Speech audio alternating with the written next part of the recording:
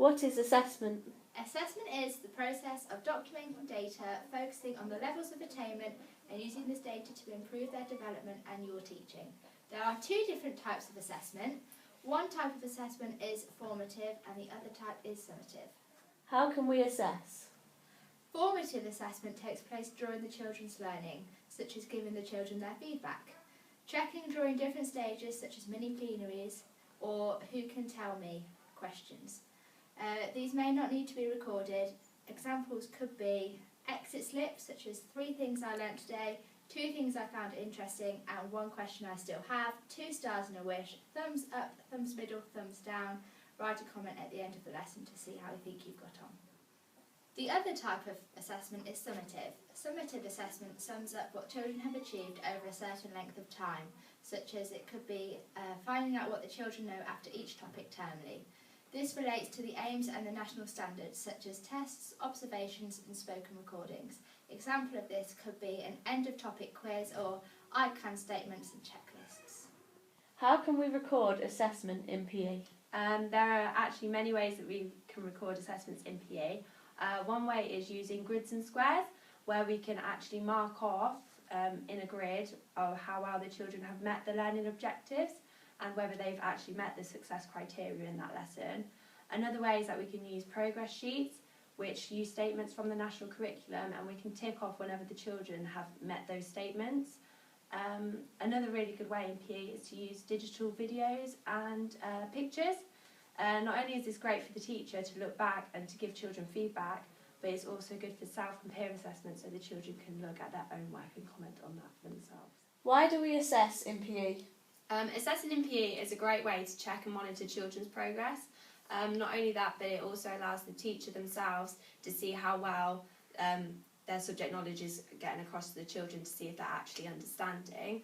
Another great reason to assess is it also allows the teacher to collect data, which can then be fed back to either senior members of the team or even parents at parents' evening, so everyone as a whole has an impact on that child's learning. Not only that, but the children themselves through the assessment can see how well they're doing, and this can also encourage them and motivate them to do well. We're going to look at formative assessment in a bit more detail.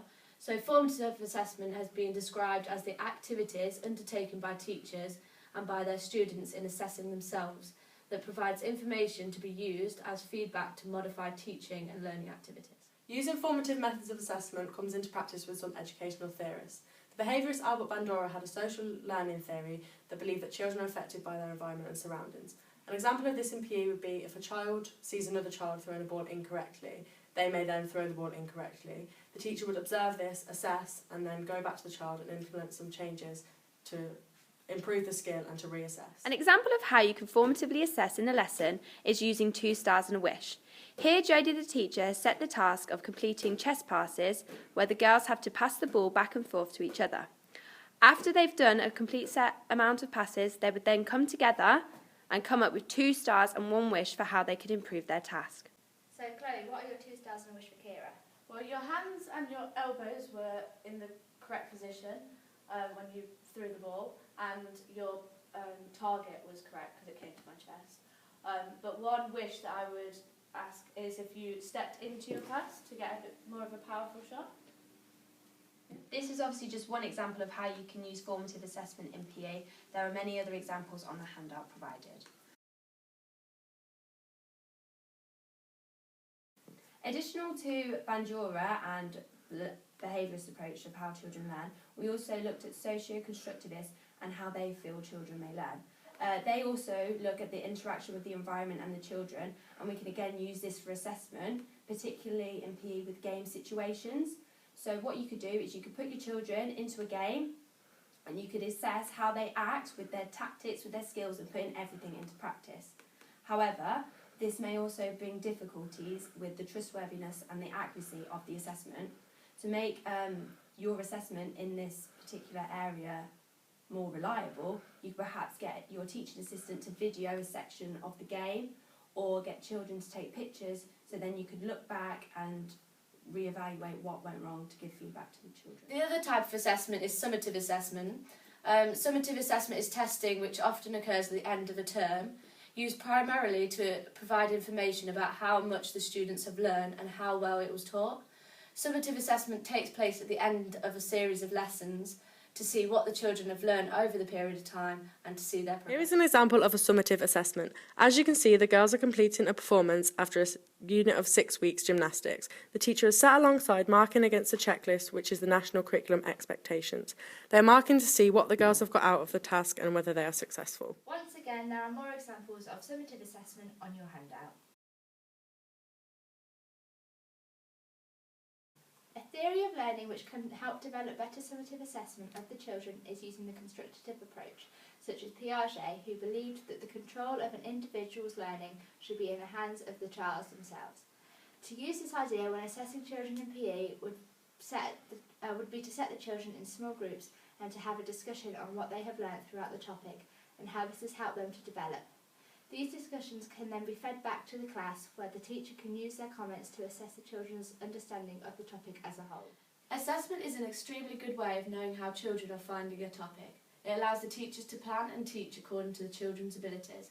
As discussed throughout this whole presentation, the two types of assessment are formative and summative.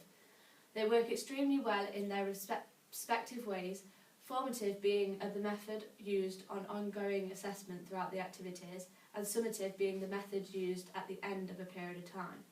Therefore, in conclusion, formative can be used throughout lessons to help both the children and the teachers to see how they are doing. Formative can also be used in the form of self-assessment, therefore children can grade themselves against the marking criteria and gauge where they're at along with peer assessment. In comparison to formative, summative assessment is completed after the activity, which is being assessed. Therefore, you get a complete and overall assessment of the children, and you know that this is the final assessment on them for that topic. Both forms of assessment are relevant and important in their respective ways.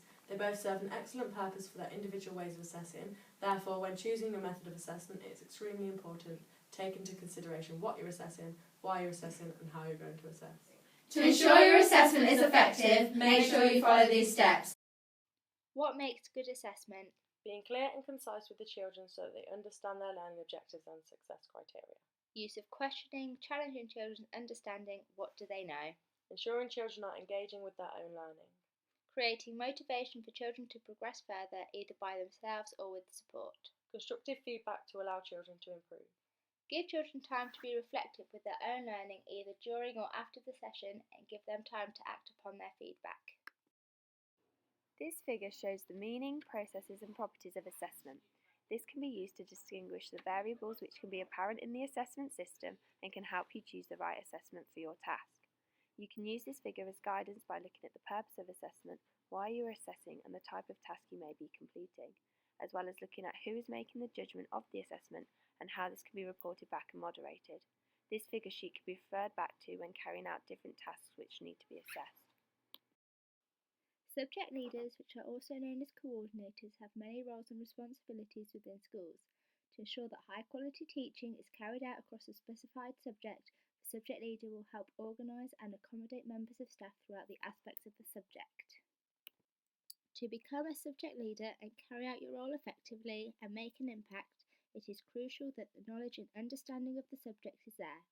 Methods of assessment and monitoring also need to be concrete, as this is also a vital role in which subject leaders must carry out.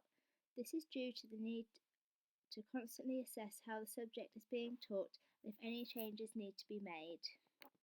Subject leaders evaluate the effectiveness of teaching and learning, the subject curriculum and progress towards targets for pupils and staff to inform future priorities and targets for the subject. Many teachers have been involved in contributing to school improvement through taking responsibility for leading the curriculum area throughout the school. Being a subject leader, we are able to help improve the school with the progression of the children by taking control of the curriculum area. It is our job to enhance the learning taking place in the school with PE and ensure improvement is being made throughout the key stages. Being the subject leader, it is our role to ensure that all staff within the school feel supported within physical education, particularly with their subject knowledge, and allow them to develop further in pedagogy with teaching.